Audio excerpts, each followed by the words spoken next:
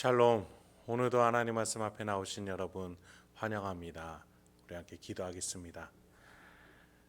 하나님, 오늘도 우리에게 귀한 하나님의 말씀을 주시니 감사합니다. 이 말씀 속에서 깨달을 수 있도록 주여 도와주시옵소서. 믿을 수 있도록 우리를 인도하여 주시옵소서.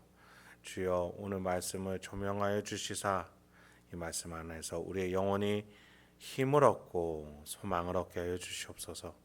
예수님의 이름으로 기도했습니다. 아멘. 오늘 함께 살펴볼 말씀 사무엘상 25장 9절에서 17절, 사무엘상 25장 9절에서 17절까지 함께 살펴보도록 하겠습니다. 오늘도 성실하신 우리 하나님 아버지를 찬양합니다. 지난 시간에 하나님께서는 다윗을 더 고난의 현장으로 인도하셨습니다. 그 현장에서 성경은 한 부부가 나타났다라고 말을 해줍니다. 특히 나발이라는 자는 큰 부자로서 등장을 하는데 하나님의 나라와 어울리기보다는 탐욕의 질서와 어울리는 듯이 보였습니다. 그러나 그 반면에 아내가 되는 아비가일은 용모가 단정하고 아름답다라는 그의 내면이 하나님의 나라와 어울린다라는 표현으로 우리에게 소개가 되었습니다. 다윗과 이 두 부부, 이 세 사람의 관계 속에서 무슨 일이 일어나는지 오늘 한번 살펴보죠. 9절부터 11절입니다. 다윗의 소년들이 가서 다윗의 이름으로 이 모든 말을 나발에게 말하기를 마침에 나발이 다윗의 사한들에게 대답하여 이르되 다윗은 누구며 이새의 아들은 누구냐? 요즘에 각기 주인에게서 억지로 떠나는 종이 많도다. 내가 어찌 내 떡과 물과 내 양털 깎는 자를 위하여 잡은 고기를 가져다가 어디서 왔는지도 알지 못하는 자들에게 주겠느냐 한지라. 나발은 다윗과 같은 지파 사람이다라고 말씀드렸어요. 그리고 그동안 다윗의 군사들에게 알게 모르게 도움을 받아왔죠. 나발은 이 모든 것들을 무시합니다. 그는 오로지 자신의 재물과 또 사울의 권력을 눈치를 보는 듯합니다.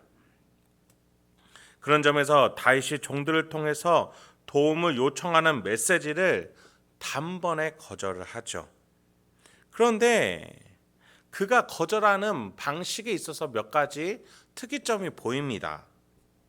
첫 번째, 다윗이 누구냐라고 말을 합니다. 여러분, 지금 다윗이 활동하는 광야는 다윗 지파 안에 있는 큰 남부지방의 광야입니다. 즉 나발은 다윗을 모를 수가 없는 상황인 것이죠. 그럼에도 불구하고 다윗이 누구냐라고 비하를 하는 겁니다. 더 나아가 다윗을 향해서 주인에게서 억지로 떠나는 종이 많다. 즉 다윗이 사울의 핍박으로 어쩔 수 없이 도망쳐온 것을 알면서도 다윗을 비꼬면서 말하고 있는 겁니다. 마치 다윗이 정치력이 모자라고 불성실해서 쫓겨난 것처럼 말이죠.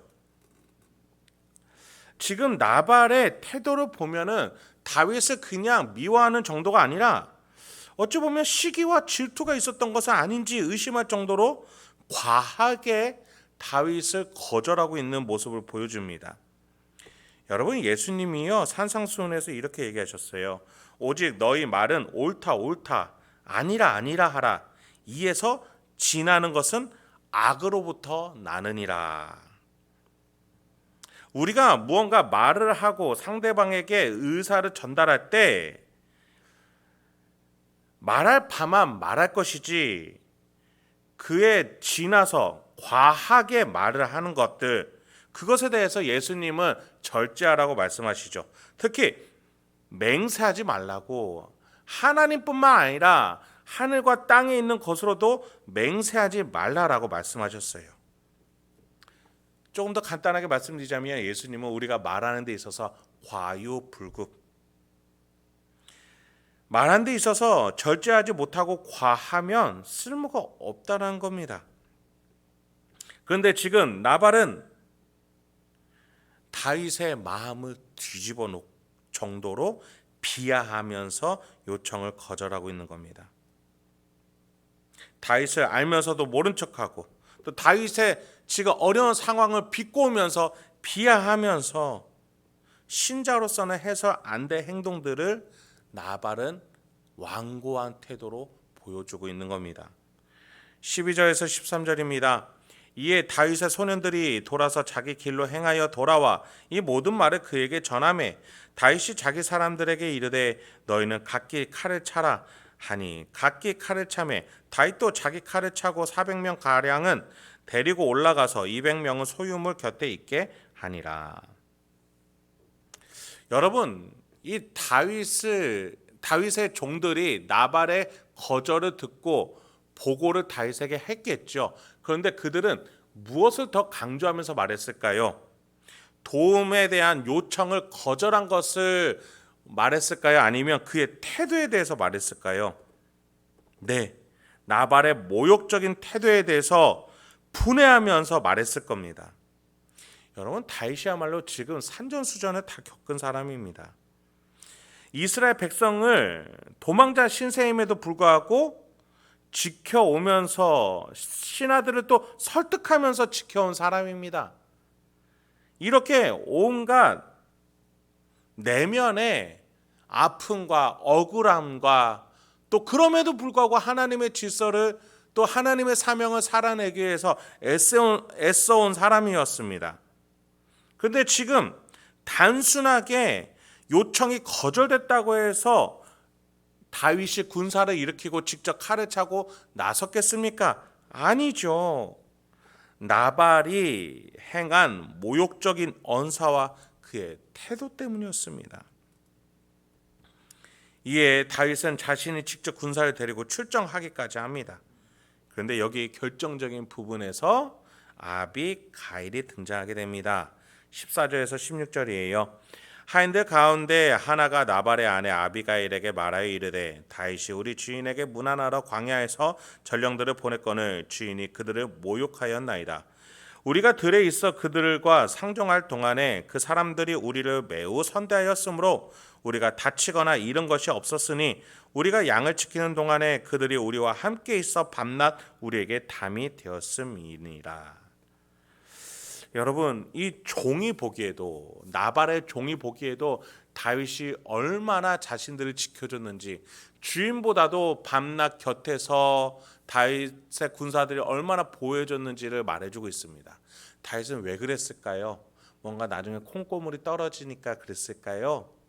아니요. 어제 말씀드린 것처럼 그가 그일라 지방을 도망자 신세임에도 지키기 위해서 블레셋을 물리쳤던 것을 기억하십시오. 하나님의 사명, 기름 부음, 즉 왕이 될 사람으로서 그 비전이 주어진 사람은 자신이 할 수 있는 대로 각각 곳곳에서 큰 것이든 작은 것이든 이 사명을, 이 비전을 하나하나 살아내는 것입니다. 종이 보기에 다윗과 군사들은 자기 주인인 나발보다, 자기 나라의 왕인 사울보다 더 고마운 사람이었던 거예요. 지켜주는 사람이었기 때문이죠.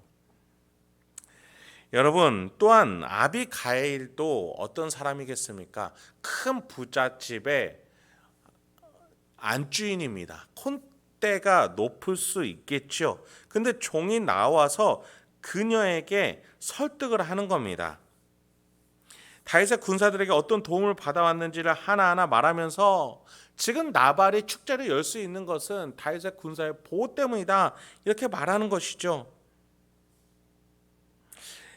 여러분, 이 종이 보기에 바깥 양반이 이렇게 완고하고 악한 자일지라도 안주인은 그가 선하게 다른 사람들을 선대해온 것을 알았기 때문에, 그래서 지금 나발을 설득하기보다 아비가일을 선택하는 종의 모습을 우리에게 보여줍니다. 왜요? 안주인은 선하고 다윗을 향해 지혜롭게 처신할 수 있는 사람이라는 그 확신이 있었기 때문이죠. 그래서 17절에서 그 종은 이렇게까지 얘기합니다. 그런즉 이제 당신은 어떻게 할지를 알아 생각하실지니 이는 다윗이 우리 주인과 주인의 온 집을 해하기로 결정하였음이니이다. 주인은 불량한 사람이라 더불어 말할 수 없나이다 하는지라. 종이 보기에도 나발과는 도저히 대화가 안 된다는 거예요. 너무 완고하다라는 거예요. 은혜를 모른다는 것이죠. 그런데 이 안주인 아비가일은 성경 본문이 말해주는 것처럼 마음이 선하고 지혜로운 사람이었습니다.